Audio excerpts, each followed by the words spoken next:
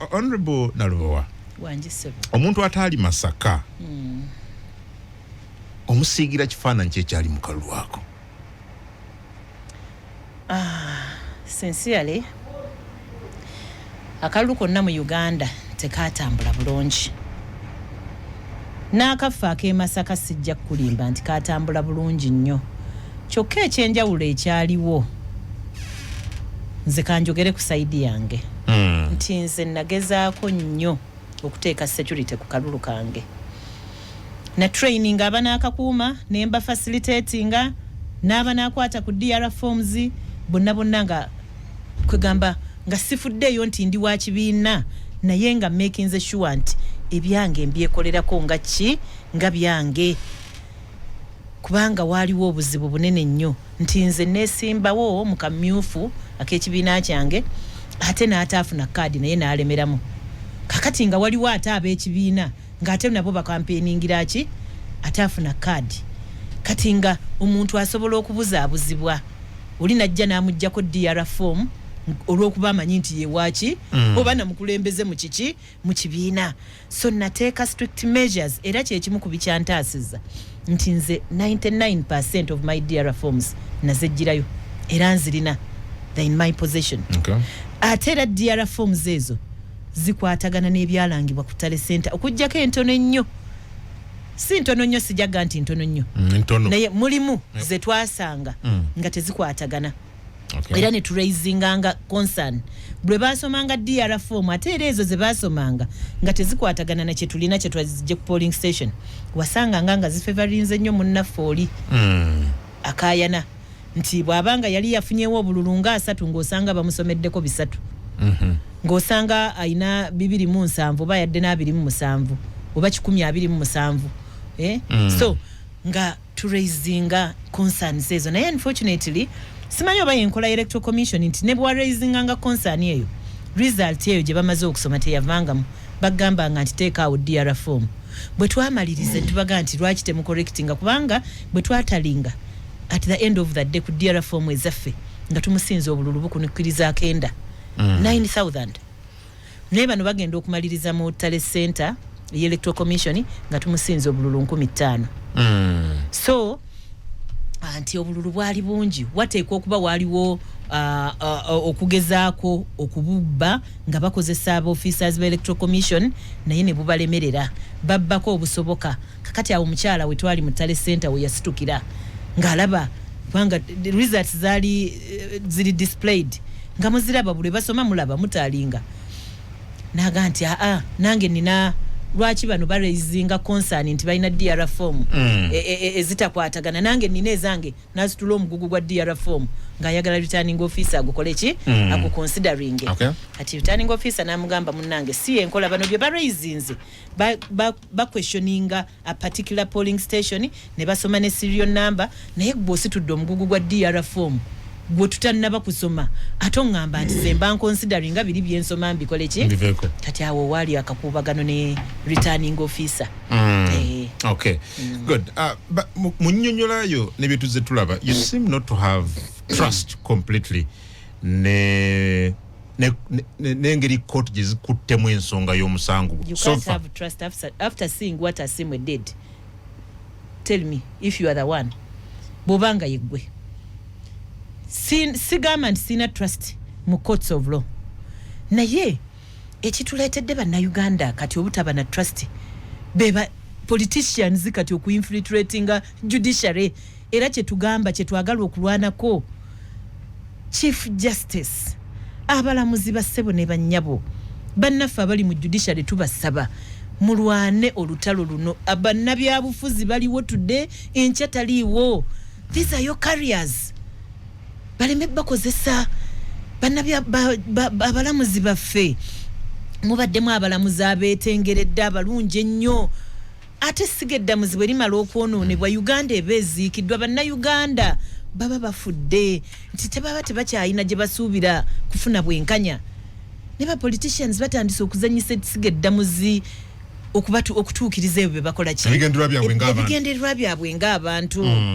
kyetugezaako okubatangira tosobola kuleeta mulamuzi nze kati kankube ku keesi yange returning officer yaliwo bamugoba ne baleeta mupya yaliwo eyannangirira omulamuzi yabadde yakamala emyezi ebiri oyo no si myezi ebiri 2 weeks asimwe yes 2 weeks specifically only 2 it was an assigned yes 2 weeks so olabawo ekigendererwa nti bayagala baleeta abalamuzi bano bakada judges abasabola okwetulisizaako bomu nga tafuddeeyo bakariya ye yonoonesewo eti oba etya kakati 2 weeks ye mulamuzi yajja n'agenda mu musango ogwa Sempijja naye guno ogwange specifically yagwinamu interest era ekyatwewuunyisa ffe ababiri ne Kampala y'omulamuzi y'omu yali mu musango gwa Sewungu yali mu gwa Sewungu era n'ogwa Sempijja ogwa Sewungu ne Sempijja wonna we baasanga obubox siilu nga ziri tampered with okubala obulu kwakola ki twastopinga naye we kyatuuka eno nti awadde tusanze nga obulubuli box ziri tampered with niye okubala kugende mu maaso that was shocking kakati mafiarism yali tennayingiramu ate eri tewaliyo interest kati political mafiarism eyingirira wano mu Masaka waliwo abawulira nti beetaaga omukyalo oyo okubazannyira emizannyo gyabwe but she's also no nonsense woman you can tell she's someone asobola okuzannya omuzannyo gwonna gw'osobola omukola ki omuzannyisa so waliwo circles ze bamwetaagamu but that's not the way to go omuntu bw'oba omwetaaga naye n'alemererwa okuyita ebigezo tomubbira muleke mukozeseze ewalala kati mu politics wa Uganda waliwo mafiarism eyo eya infiltratings naye yandisigadde eno mu legislature netayingirira judiciary fete ekisinga okutuluma era ekyankozesa review eyo titutaasa abalamuzi baffe tutaase siga eddamuzi era tukyalwana tulina okulitaasa nze okugoba omulamuzi ono mu musango gwange ndi mu kutaasa siga ddamuzi omulamuzi ono yadde agenda kusettinga president says asettinga aside president says that setting bwa basajja ba justice Kibuuka nti bwe wabaawo kino kibusazibwamu bwe wabaawo kino ono yadde agenda ku sanitizing ebyono byonna byeyakoze ate nga bwabisanitizing this was a judge he's an acting judge president says setting bwa mu high court kati ne bwe nandi tutto omusango guno waggulu nga nkoze election petition era bandi rulings ne baga nti ensonga z'oleese zambaze dde okululingibwako wansi sina mu kooti ya wansi kooti eyo waggulu eno gye twabaddemu yadde kooti nti kubanga kooti ewaggulu bemala okubaako kye rulings on ate toddamu kukiwaabira mu kooti eyo okujjako ng'okoza appeal naye election petition sigenda gitwala mu court of appeal ekomawo mu kooti eno kati eno kooti gyenziramu ate byengenda okutwalayo singa ono yabadde n'abizannyiramu mbadde siina bujulizi well ebintu bino bw'obiwulira bikwasa ennaku n'okweraliikiriza and I'm wondering state of democracy valiyo y'okwetaba mu kalulu sigaddewa bw'owulira instance nga zino kakati ffe wetukoowolera bannayuganda nsaasira nnyo waliwo abantu abali mu gavumenti nga bakyayina sanity nga bakyayina essuubi naye abantu bano abazze ba politicians ba mafias mu politics be baleetedde obuzibu abalala bonna naye ffe wano wetukooloolera bannayuganda nti systems zonna bwe ziba zoonoonese institutions zonna bwe ziba zigaanye okukola bannayuganda twerwaneko katonda yatuwa rights eziri ezitakuonebwako oba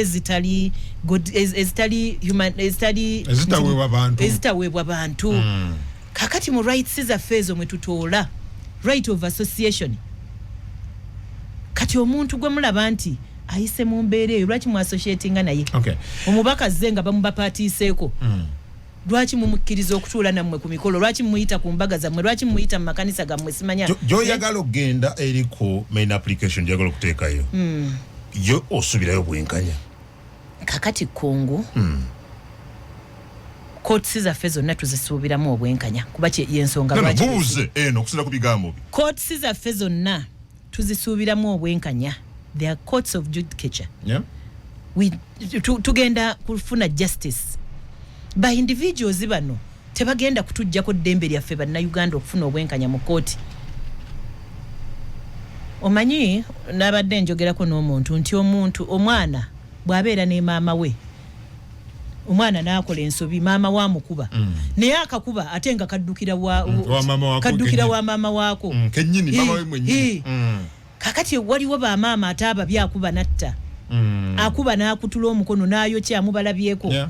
Kakati mulimu abalamuzi abafaanana bamaama abo ababi, naye tekitegeeza nti bamaama bonna baba baki babi. Ffe tusigala tuddukira mu balamuzi nga tulina essuubi nti tujja kufunayo waakiri omulamuzi omwenkanya, tujja kufunayo omulamuzi afa ku kitiibwa kye, ku kariya ye, ku bintu ebyalabikira mu recount ey'e Masaka.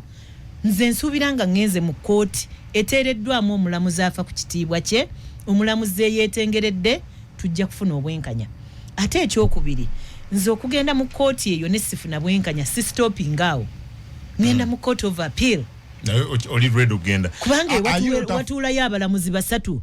Simanyi oba twatuuse ku level ng'abalamuzi batuula basatu ne batunuulira ebintu bya omulamuzi asiimwe, bonna ne basigala nga baga nti baaba asiimwe weebale nnyo wakola omulimu. Ekyo kye kitongole ekiramuzi bwe kyakutuma era bwe wasomesebwa. Are you not afraid of the costs? Nalabye omukyalo oyo gwoyogerako nga nti costs ayagala wabukadde bino babi something like that. Naga nti weetegeke. Yabufunye anti yabadde abusaba mu application babumuwadde tabusaana. Newankubadde kiri kyenkugamba ate abantu bonna si babi to that extent.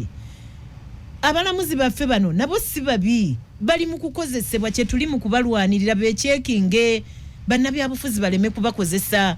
Omulamuzi oyo kinobe newankubadde twamwe nze sijja kuga nti yansali kuba nabadde ne safeguarding nga bwe nkugenda nti yalaba omunya yali abojjeddwa ku musota bw'alaba omunya akola ki circumstances ezimwetooloddeko nti yabadde yakayingira ate yakava mu kwesimbawo mu NRM yasazeeko emisango n'enjiraba nga mwalimu obutali bwenkanya akyali ku probation anoonya kulaba yeekuumira atya akafo ke nenga nti omuntu ono tanneetengerera bulungi sijja kumusalira musango nti yabadde tasobola kusala musango mu bwenkanya naye prevention is better than cure.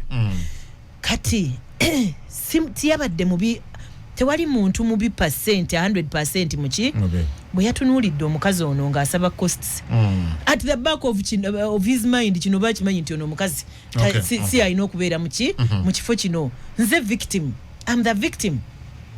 Ate ye ayinza n'okuba teyakozesa wadde 10 ekiva mu nsawo ye. Yakozesa ku ssente. I've been using my own money. Kyokka ate tutuuka mu kooti ate namwayaga onzibyeko obuwanguzi bwange ate ne mu kooti onzibeko ssente omulamuzi yadde tasobola zimuwa. Okay, so I think ate wali bigambo bikozesebwa ebikaawo ku kiro omususa bye tuwulira honorable no towards each other. Towards who? Me using bigambo not from you, at least from her. That's her. Era nze sagala ku discuss radio bino byonna wakati mu bino byonna nga otunulira infiltration gambe eri mu kukolebwa kati ku kitongole kiramuzi agandi esiga erikola amateeka already liri birala kati bivudde ne bitandise n'okusembera wano twali badde ffena tuddukira okubeera nga tunoonya obwenkanya. What do you think can save the situation under the circumstances? Intervention yani, what should be done in the immediate? That's why we are bringing it to the intervention of every stakeholder. Buli stakeholder tuleeta concerns zaffe zino ku mmeeza ye okuvira ddala ku president w'eggwanga. Ekisokera ddala president w'eggwanga awuliriza kati ng'ebyo ebiri e Masaka nti onoomugye wa RPC onooje no Sanda akola bwati afune abamusengejjera information gyafuna afuna abantu abesimbwa for some time yetooloddwa abantu abamufeedinga information enkyamu kyovola banti ono bamukwata ne bamugalira ono bamuteekako guno ogwa kino ono naye ng'oluusi ebeera misinformation. Kati president w'eggwanga ekyakirwane kyokka ate n'ekitongole ekiramuzi naye atunuleyo kubanga Chief Justice yamulonda Chief Justice naye prevailing over ekitongole ekiramuzi yakakijjamu agezeeko okulaba nti alwana okutereeza byasanze nga bitandise okwonooneka byasanze nga byonoonesa alwane bitereezebwe. Okay, you seem to say that there is an invisible hand, a very powerful invisible hand. There are invisible hands and political hands compromising the independence of the judiciary. Specifically omusango gwange gulimu invisible hands. Omusango gwange that is evident. Kyabadde so evident kubanga amasimu gabadde gakubwanga tulaba. There was at a certain point omulamuzi we yali ayagala okivaamu ng'asanze box n'atuula n'awandiika ne judgment there and then essimu nejja n'akyusa abadde omulamuzi n'afuuka statistician naga nti akabox akamu bo percentage yako bw'ogiteeka ku box bwe buti efuuka bweti n'agenda statistician n'agamba nti kakati tugende kano kafuuse kamu naye bwe yasangayo obuweze 10 era n'agamba nti kakati buno obukumi 10 newankubadde etteeka teririiwo bo obusetting aside awo n'afuuka returning officer kubanga ate ng'omulamuzi naddala chief magistrate tokkirizibwa ku setting aside result ya electoral commission si buyinza bwe gw'oggalawo buggazi by'obadde okola n'oga nti to staying status quo atamatidde genda okole petition naye yo obuyinza bwa returning officer yabweddiza n'alangirira n'omuwanguzi there and then nga box 10 azikoze eki tafuddeyo bannalubowa yali awangudde mu box ezo zonna oba so kakati waliwo invisible hand ono tulina omuyisaawo baagala tebakola ki then okulonda kwaki eddembe ly'abannamasaka lwaki oli bajjeku n'ekirala nageredde abantu nabadde ku show emu neŋŋamba nti mu bayibuli fe abakristo tusoma ku king gwe bayita Ahaz yayina omukyala gwe bayita Jezebel. Ahaz yeegomba ennimiro ya Naboth yayina akalimo oli kabaka naye ono yeegomba ennimiro ye. Naboth n'amugaa nti ennimiro yange eno ancestral home yange mwe muli amalalo g'abajjajjange ne bajjajjange sigitunda nga Ahaz ayagala agimuguze. Mukyala wa Ahaz gwe bayita Jezebel n'amugaa nti Ahaz gwe kabaka. Naboth agaana atya okuguza ennimiro tumutte tumukole ki tumugjewo era kye baakola. Naye omulazi Nataniya yajja n'agamba Ahaz n'amugamba gwe wottidde Naboth embwa we zigenda okukombera omusaayi gwe n'ogwa mukazi wo n'ogw'abaana bo kati ffe nze nalubo wandi Naboth fe abannuupu tuli ba Naboth akalimiro kaffe katini NRM yakungudde ababaka bangi nnyo lwaki akalimiro kaffe bakalwaniramu nako bakaagala akatono fe wetugambira nti Katonda kye yakola Ahaz ne Jezebel ne famire ye ejja kibatuusaako kuba Katonda tasobola kusabirira ekyo siri Katonda ate Katonda nabagambye abalamuzi basetinga presidents ne tuzitambulirako Katonda oyinza omugaana okusetinga president eyo teyagisetinga president weri it was set by God kakati bw'oba otya president ya Katonda gye yasetinga va mu kalimiro ka Naboth abalamuzi kooti etuwa abalamuzi abeetengeredde bagobe ba Ahaz ne Jezebel mu kalimiro kaffe bwe kabanga kana akafo abannuupu ffe twakawangudde bakaveeko basigaze eri gye bawangudde lwaki mujja n'ekano mukalwanire kyekitwewuunyisa so those ba Jezebel ba political mafias tetugambye nti omusaayi gujja kuye ndowooza lwakuba guli gwali musaayi kubanga waliwo okutta naye ffe tulowooza nti bali mu kutta balina nabwe kye bali mu kutta bakiveeko baleme kugenderamu baleme kutwaliramu sigaddamuzi. Thank you. Public nga ntwaliddemu nessiga eddamuzi olizemu essiga eddamuzi kubanga message eno egendera ddala kusiga eddamuzi ebyakolebwa byonna bikwata kusiga eddamuzi bannabyabufuzi ffe tetubafaako kubanga bo olwaleero waliwo ne bannabyabufuzi nga ye ensi yagivaako takyafaayo oba erinnya lye lyonooneko naye essiga eddamuzi Chief Justice message eno njagala egende ewuwesebo bannayuganda balina a lot of hope nti twafunye Chief Justice omupya katulabe wabeewo enjawulo njagala awe bannayuganda hope eyo gye bakola ki gye bamusuubiramu. PJ, Honorable PJ, Chief Justice, Justice Abodo, Principal Judge, agenda okwasayininga abalamuzi abagenda okupresiding over election petitions zonna mu ggwanga. Maama, abantu bakyakwinamu obwesige, tokkiriza abantu kuzannyira mu ofiisi yo. Bannabyabufuzi okuga nti nze musango guli ndeetera ono oba mpa ono.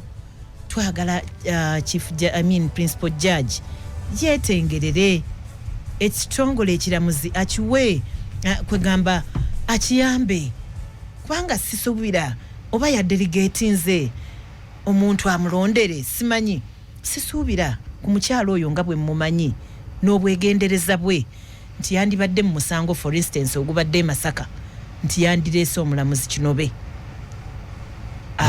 agubeeremu atannaba kubeera confirmed well confirmation siyandibadde issue naye olwa issues ezeetooloolera ku musango ogwo mu recount wandibaddewo obwegendereza nti tuweereza mulamuzi ki anaakomyawo ekifaananyi ky'essiga eddamuzi ekyayonooneddwa mu recount eno tewabaddewo bwegendereza.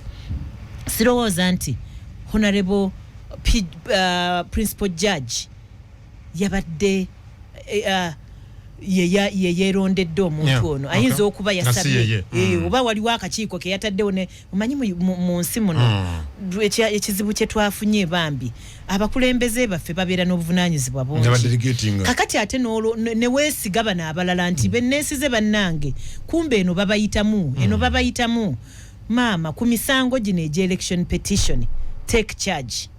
Nze nsaba taking a charge abeere in charge amanye nti omulamuzi gw'empeereza mu musango guno ddala y'oyo akola ki tajja kubaamu kulaba nti ate akola ebyasiimwe bye yakoze eki kuba nabo bakosebwa mumbadde n'amannya gammwe mugalwaniridde ebbanga lyonna mugenda ku retiringa abamu. Why do you retire on such a note? Olwokuba waliwo omulamuzi omu abonoonedde abantu nalabye ku comments z'abantu ng'abantu baganze ono mwana wange takyasomye bulamuzi nze nenda no mwana ne bwandingamba nti ngenda kusoma law sigenda muwa ssente. Why do you go to that? Atuka ku level eyo ne ba lawyers nabo batunula abamu bana abalamuzi be babasomesezza naye omwana gw'osomesezza nti tobbanga n'akulabanga gw'osoose okubba onaamunnyonnyola kyenkya onaamunnyonnyola ki tutaase ekitiibwa ky'essiga eddamuzi. Radio 4. Hello. Hello. Esebo. Adam. Wanyi munnaye? Weebale kuweereza muganda wange. Amannya go ne gy'osinzidde? Amannya nze Taata Jimmy. Osinzidde wa Sebo? Mukono Kiwafu Lwetega ky'ekyalo kw'empangaalira. Naye nga disitulikiti yange y'e Mukono. Kakati muganda wange Kungu. Sebo. Ekyamazima amatuufu kyandibadde bwe kiti. Adam. Munnaye, oyagala kwogera nange tukuwulira bulungi muganda wange kuve Mukono. Kakati amagezi gempa senga wange oyo bamwanyinaze wange oyo mulungi. Ekyamazima amatuufu kooti yandibadde teyeeyongerayo yandibadde kumabukomyawo kubanga n'aba yeeyongeddeyo tajja funa bwenkanya. Mwebale kuweereza. Kale babale nnyo ndugu. Muganda gali Mukono ono bajja kuwanika ojja kubaddamu Kandabon Radio 4. Hello. Okay. Kunsunsuzi hello. Hello. Wanji Sebo. Amusiza taata yebale tuweereza. Yes Sebo. Kakati mpanda ndi wano Luweero. Muna Luweero yes. Mbadde empeerayo ngisiima nnyo. Naye ebyo byonna ebyogeddwa ng'obukulembeze bwa Mwami Museveni bukyaliko mu Uganda ebyo tukyabirabira ddala era tebikyewuunyisiza ddala yadde n'ogamba nti kuba otunuulira ebyakoleddwa na wano wennyini abantu ne bafa nga batibwa bannamagye ne bakupulisa kinamutta nga talina kyakoze talina kyamulanga kati bino ebyokulangirira ataisemu ne mwana maama ne onogenda mu kooti yawa naye ng'oli mu Uganda efugibwa Museveni era bugenda kudda bikumalako akasente ze akandikoze ebirala nga kagwerawo paka ewakuna okumaliriza nga tulina kyofunye musango guweereddwa sina kindi ate bakusaba oliyirire bali so nze mbasaba nga obukulembeze bwa Mwami Museveni ali mu Uganda tulina kye tugenda wangula. Abale nnyo ndugu. Radio 4. Ala. Etunzi Radio 4. Sabo kwoli. Saulo kuvembalala kushe. Yes Saulo. Omyewo nate. Aha. Yebale kutuwele. Esebo. Nangi temba dengamba abalamuzi abo si bangu naku zino balyamu enkwe. Na buli kiribwe kine bakola kine bakikola bwe ne basalamu ebintu nga sibyo. Abalamuzi tetubasaba badde ku bulamuzi bwabwe bateetinye ebitabo byabwe basoma bagendere ku mulambo. Abale nnyo sabo. Radio 4. Hala. Consensus hala. Sebo amanyago ne Josinze Muganda. Ngenda kuta mfune omulala kuzira msafutano biri chikumusatu ne 03 mwenda 3 mu nya joba okoze satu berenga tukufunira ddala bulungi. Radio 4. Hello. Okay. Asoko yenu kulaba mchala kanda bono. Hello. Ata mukungwe bale kuwereza. Kale munayo lyotya lero. Yalisa bona lebo mulamusiza. Yes. Amanya ne dobozi zekalayira iliona mukata salongo bali mwezo usobu gasebo. Yes ndugu. Nyakitira munakawa. Yanja kala kukunya ona lebo ntino omulamuzi asimwe si asose. Abalamuzi tulabye bangi natala nga basala ebitali yolwensonga nti ensima ebitongole bya gavumenti ebyetengerete yakusooka kufuna busimu omuntu agenda okusala omusango amaze omugamba nti olina kusala vooti nga tayimira ku mazima ge nawe yasoma ono olwekyo kyokulabirako nti nawe nalaba kutalisemu pakiso omulamuzi alangirira awangudde alina agamba ozo si awangudde n'agenda mu kasenge n'afuna essimu nakomawo n'agamba ate yawangudde so obutali bwenkanya mu ggwanga kizibu kyo tukyalina mu ggwanga naye tulina okukola onalebo kyebulina okutaasanga mu abavuganya gavumenti kutuba nga mutugirako abantu bano tusobole okufuna obwenkanya mu nsi yaffe omuntu abazinze omusango balina muvunanira mu mateeka n'ate bano bo balimu okwagala okunyigiza naye singa oba wagira gavumenti bagamba oyo si waffe katumunyigire ddala tulabe nga tumujja ku mulamwa so nze ndowooza beera mugumu katuire mu kooti mwona boogenze nesemba yenesala amazima nze kalayira enti nawe bali kutuweereza abale nnyo ndugu kalayira enti na Radio 4. Hello. Kale kuweereza. Abale kuwuliriza. Wakabali nakawuka. Wagamba Mwalimu Museveni mbubi Mwalimu Museveni nzera mulungi. Abakole gavumenti eyaabwe. Okay. Abale nnyo sebo. Radio 4. Hello. Onale bada mukungu nesimye okuwuliza sebo. Sebo ku nsonso kwoli. Nkwagala nnyo mukama wange. Ambassador wa Big Talent pastori mugezi wa minister owa Kampala ajatimisa kabanda. Onale bomulonde mu Kampala Central. Koteka mukama wange kabuye kyofa togabye ombako omulonde mu Nakaseke Central. Onale bo nkwebaza onale bo nalubowa n'emirimu gy'okola mu Nakasite. Omanyi ekyamazima kiri nti obeera ng'oli munnabyabufuzi omutuufu ekinyigiriza omulala kikuluma nze ndi muntu wa NRM nga pato n'ekyamazima onalebo kye nalaba bakola kyannuma ng'omuntu ate ekyasinga okunnuma nti omulamuzi omuntu agenza okugoba emisango gyegimu ng'asanga boxing ezimu teziriko siiru kanate guno gw'omusango nagenda maaso n'ogenda nagwo omuki mu maaso obeera ng'agamba nti obuluguddemu bukole ki bubaliwe ate n'ekyasinga n'ekirala okunnuma ate n'avayo n'agamba nti bannange nze ekyo kye nakoze nabadde nyweza buwanguzi bw'abantu b'e Masaka omulamuzi olimba tuwe buwanguzi bw'abantu baawa b'e Masaka nze kye ngamba nti abantu abavugamaganya gavumenti tegituugira ng'abantu abamukuba abalamuzi era ku makya kati nga nze pato wenjogerera ku radio buno ekyamazima President Museveni ayinza obeera nga weebinde nga takola ki tabimanyi ekyamazima y'omulamuzi atule ku magulu ge ng'abiri agambe n'ekyamazima mazima n'obwenkanya bakuwangudde baba bakuwangudde kanzikiriza okole ki otuule nze n'ekyokulabirako waliwo ssentebe eyawangudde obweyawangudde obwa mmeeya bw'e Kasanje omwami oyo mukali akalulu akaggwa owa NUP yamuwangula owa NUP bwamuwangula omwami oyo ne bamuyita bamulangiriza omwami oyo yagamba ekigambo kimu sisobola genda kunnangirira kubanga obuwanguzi si bwaki si bwange guno omulundi abantu bamulonze ng'obwa NUP bwa NRM okakana ng'omwami akoze ki awangudde ku kiri kyeyakola ki kyeyakola naye nange kyensaba honorable bambi nange nkuwagira ogende muki mateekera omusango gwo oba engeri gye bakozemu tannumye nnyo kyafaanaganye n'omuntu noono entebe yabadde awangudde ne mukono era naye kye kintu kimu kye bamukoze n'omulamuzi nze kye tusaba bane gavumenti tugiwagira gavumenti yaffe tetukkiriza nti ekkiriza obeera nga abantu babadde emisana tu tolangirira omuntu omulala ovaayo ate gwe kennyini ogamba nti ate olangiridde omulala nedda tetukkiriziganya nakyo era Honorable Nzange nja kukusaba kyogende mu mateeka tugabe Mukama Katonda nti akuwa obuwanguzi bwo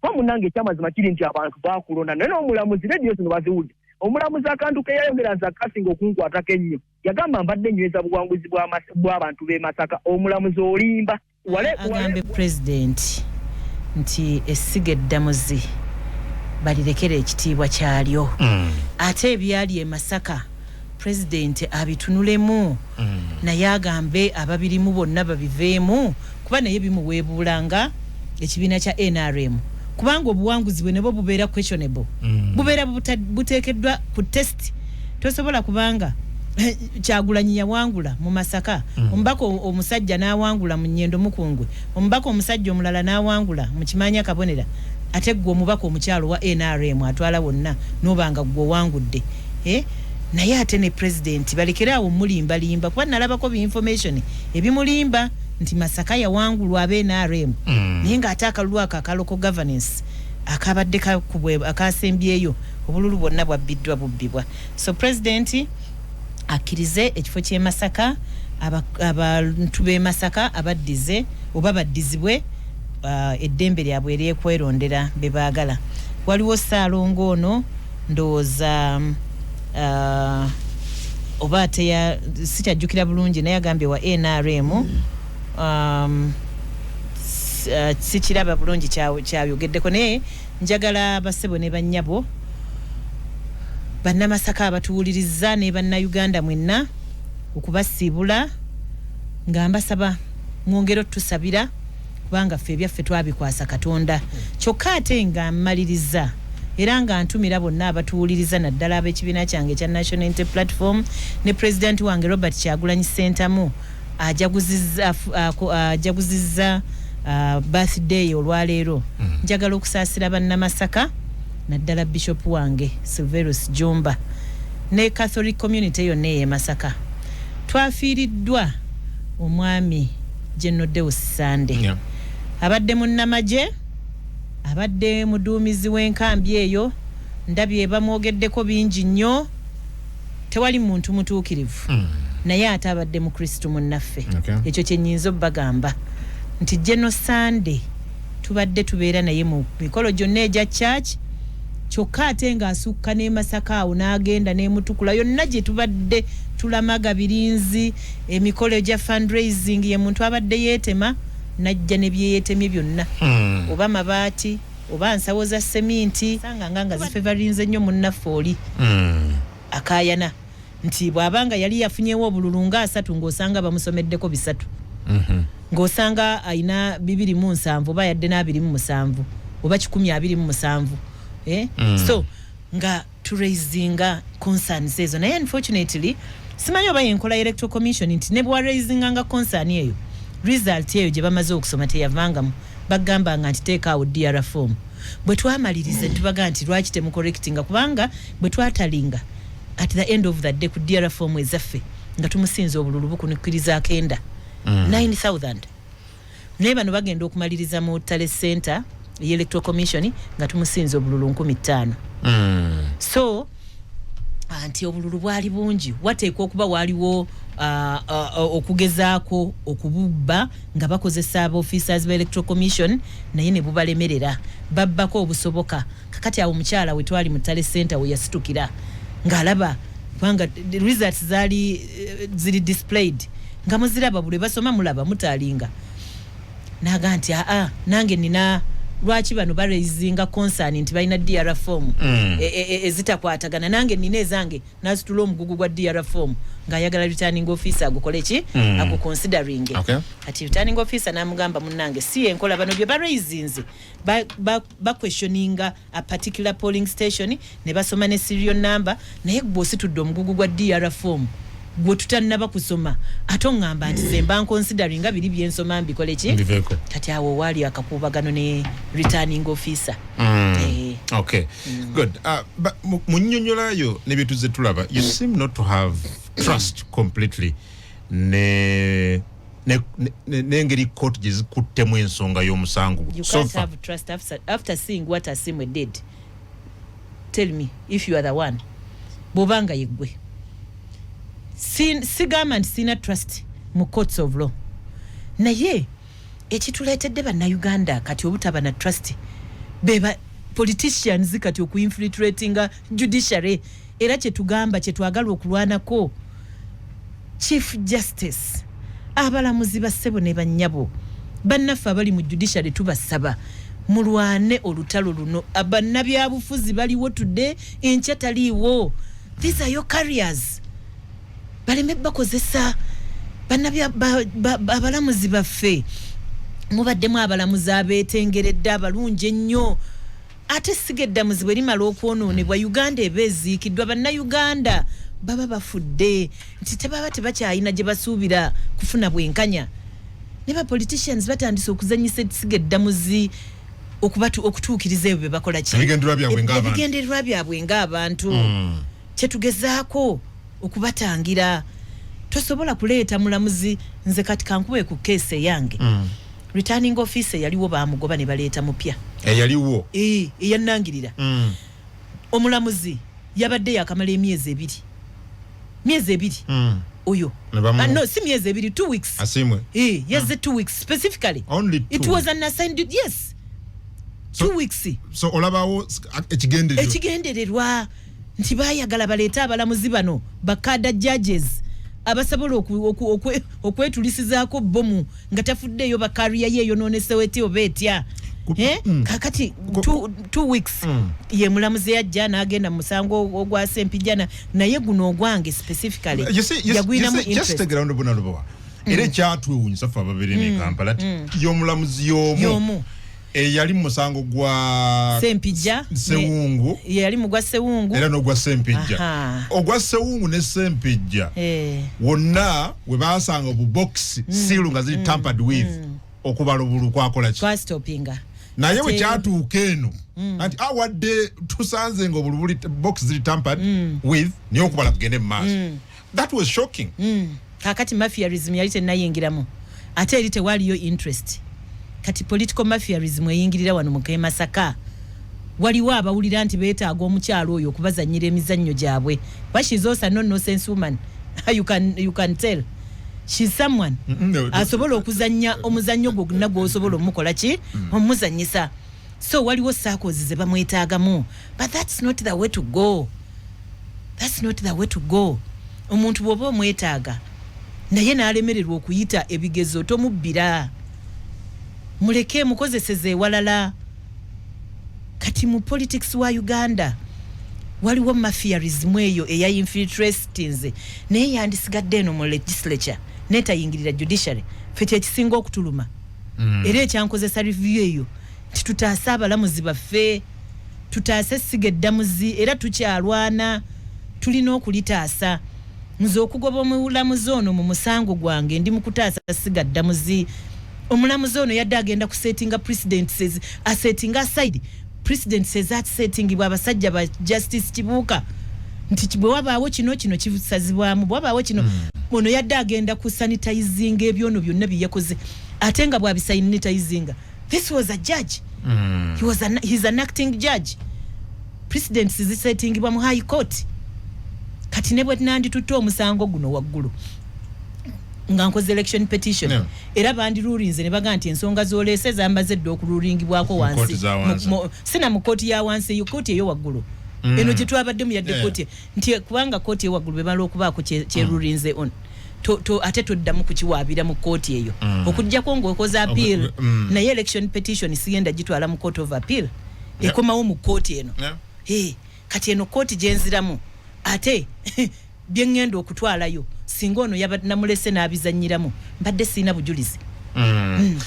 Well ebintu bino bw'obiwulira bikwasa ennaku n'okweraliikiriza and I'm wondering state of democracy value y'okwetaba mu kalulu sigaddewa bw'owulira instance nga zino really kakati ffe we tukoowolera bannayuganda wetukowola nsasira nnyo waliwo abantu abali mu gavumenti nga bakyayina sanity nga bakyayina essuubi naye abantu bano abazze ba politicians ba mafias mu politics be baleetedde obuzibu abalala bonna naye ffe wano wetukoololera bannayuganda nti system zizonna bwe ziba zoonoonese institutions zizonna bwe ziba ziganye okukola bannayuganda twerwaneko katonda yatuwa rights eziri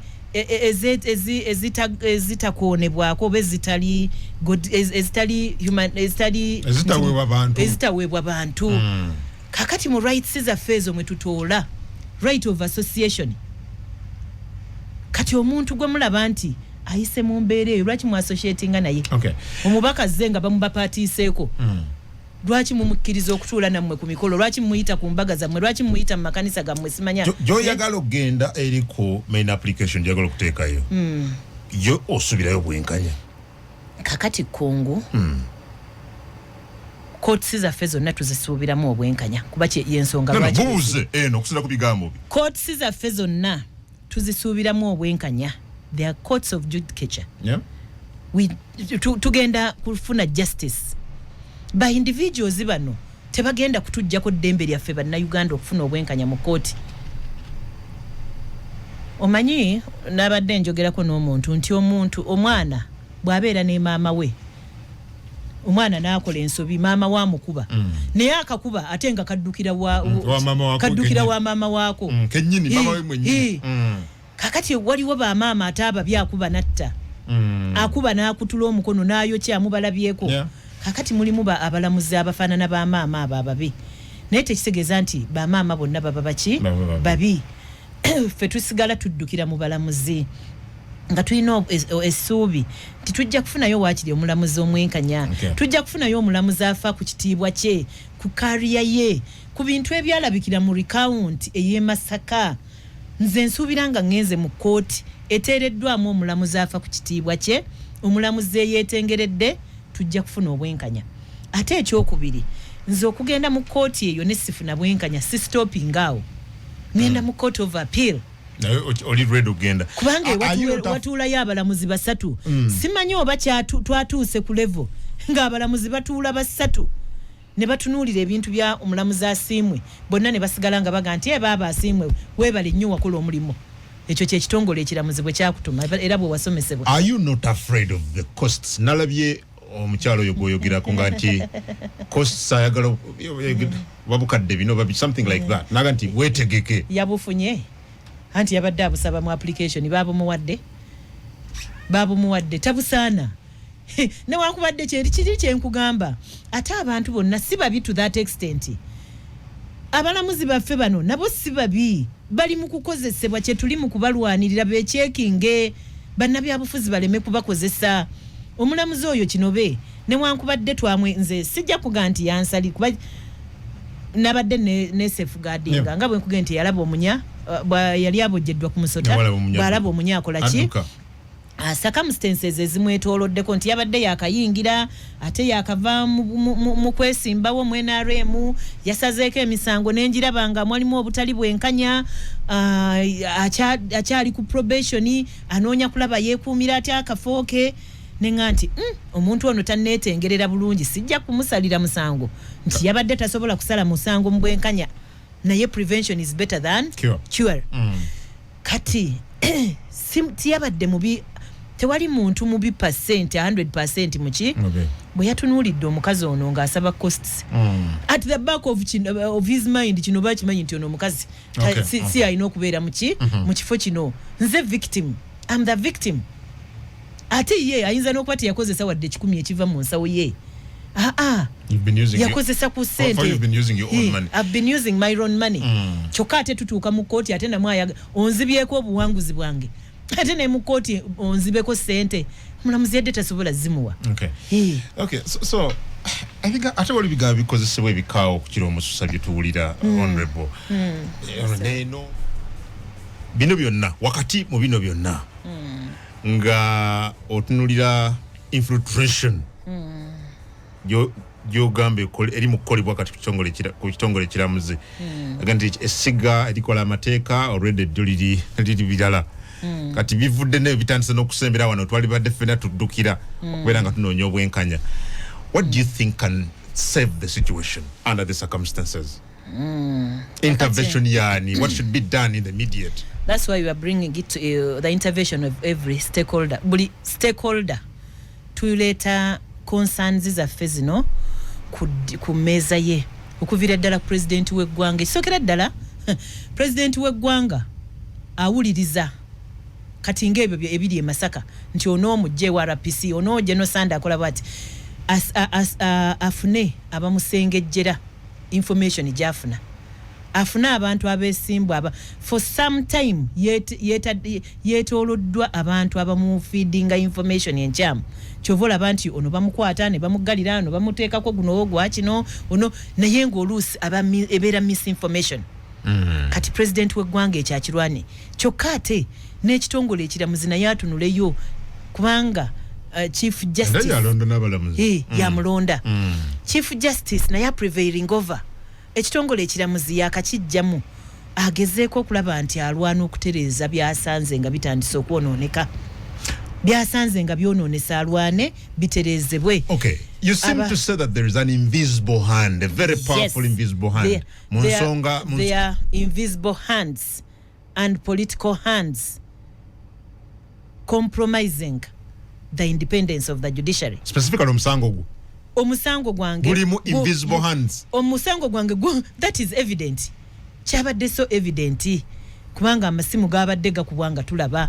There was at a certain point omulamuzi we yali ayagala okivaamu ng'asanze box n'atuula n'awandiika ne judgment there and then essimu nejja n'akyusa abadde omulamuzi n'afuuka statistician naga nti akabox akamu bo percentage yako bw'ogiteeka ku box bwe buti efuuka bweti n'agenda statistician n'agamba nti kakati tugende kano kafuuse kamu naye bwe yasangayo obuweze 10 era n'agamba nti kakati buno obukumi 10 newankubadde etteeka teririiwo bo busetting aside awo n'afuuka returning officer kubanga ate ng'omulamuzi naddala chief magistrate tokkirizibwa ku setting aside result ya electoral commission si buyinza bwe gw'oggalawo buggazi by'obadde okola n'oga nti to staying status quo atamatidde genda okole petition naye yo obuyinza bwa returning officer yabweddiza